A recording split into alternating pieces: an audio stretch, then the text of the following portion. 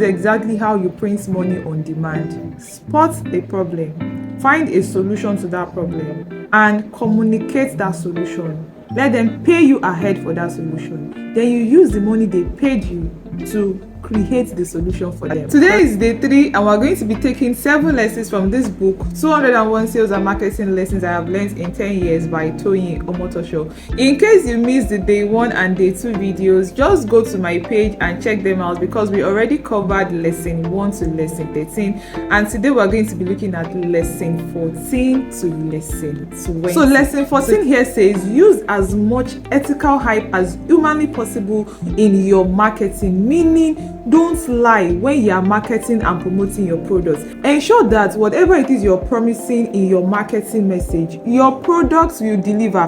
Because trust me, if you use lies to sell your products, maybe you will make money at the start, but at the end of the day, you're not going to get repeat customers. To still backfire. Make sure that in your marketing message, always tell the truth. Don't overhype everything. Lesson number 15 here says almost any problem in the world can be solved with the right sales letter. The right sales letter brings millions of dollars. Money solves most problems, not all. Hence the word almost. What this means is this: see, what you need for your business to grow. Some of you think that if I can get 1 million naira like this and put it in my business will just skyrocket. That is not what you need. What you need is a good sales letter to convey what you want to actually give to people so that they understand what you're doing. A lot of people have sold courses without even creating the courses first. Take for instance my AI training class. I sold the course before I created it. And this is exactly how you print money on demand. Spot a problem, find a solution to that problem, and communicate that solution. Let them pay you ahead for that solution. Then you use the money they paid you to create the solution for them. Does that make sense? Exactly. So moving on to lesson number 16. Lesson number 16 here says the difference between being rich or broke can be one good sales letter. Sales letter as used here simply means one good advert. Instead of always being in a hurry to put out your advert, take your time, construct it very well so that the people you are trying to communicate to, they feel understood. Moving on to lesson number 17. Lesson number 17 here actually focuses on those of you that love to play the price war and saying that if my own is cheaper, people will buy from me. You look at your competitors. If your competitor is selling it for 20,000 naira, you bring your own down to 18,000. If you see another person selling it for 18,000, you bring your own down to 15,000. You continue to play the price game, forgetting that you have overhead costs and you have running costs. And at the end of the day, you are running a business. You think you're making sales, but you are running your business at a loss. You need to be very, very careful. Lesson 17 here says playing the price game won't miraculously get people to make a buying decision. Instead, you should increase the value or the perceived value of your offer, and people won't have an issue with the pricing.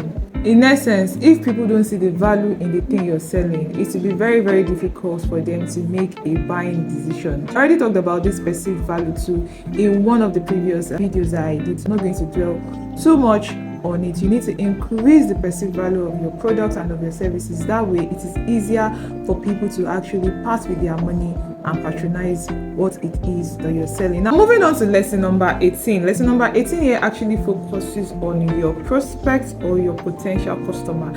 As a business person, as a seller or as a vendor, you need to try to understand what is going on in the mind of your prospects, and you need to find ways to clear the doubts and the fear and answer the questions going on in their mind so that you'll be able to build and establish trust with them. Lesson 18 here says marketing helps you to remove fear and doubt in the mind of the prospect. The number one question in the mind of your prospect is, who can I trust?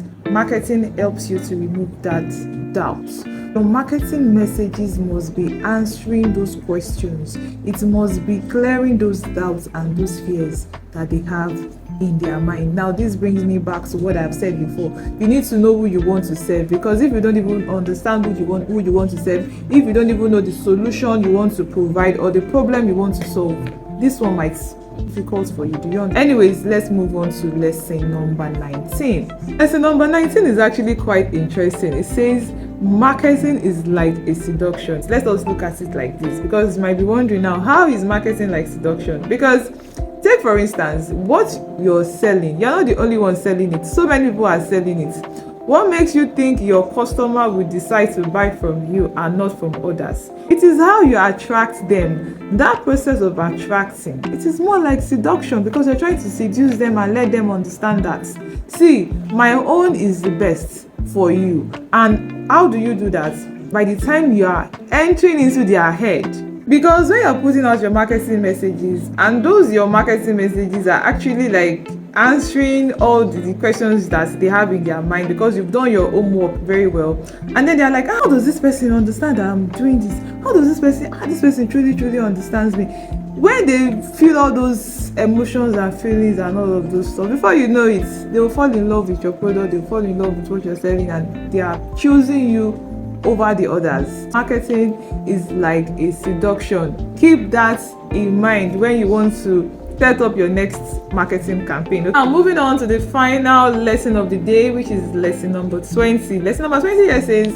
what you need most to succeed in your marketing is access to a hungry crowd with money. Yes, with money.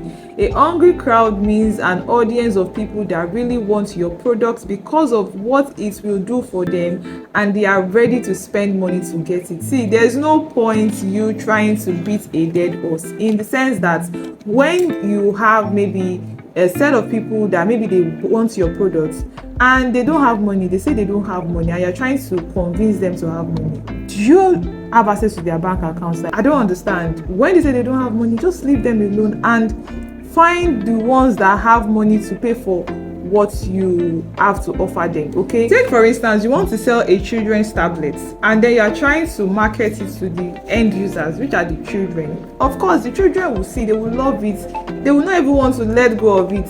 But do they have money to pay? No. You should be targeting their parents, because it is their parents that will pay, right? That will be all for today. If you have any questions, feel free to drop them in the comment section. I'll try my best to answer those questions as well. Do not forget to like this video. Do not forget to share this video if you found it helpful. Tag your friends to come and learn. Do you understand? This series is going to be going for 30 days. And if you're not yet following my account, tap on that plus sign to follow me. Turn on post notifications for all of my videos, so that when I drop new videos, you'll be the first to know.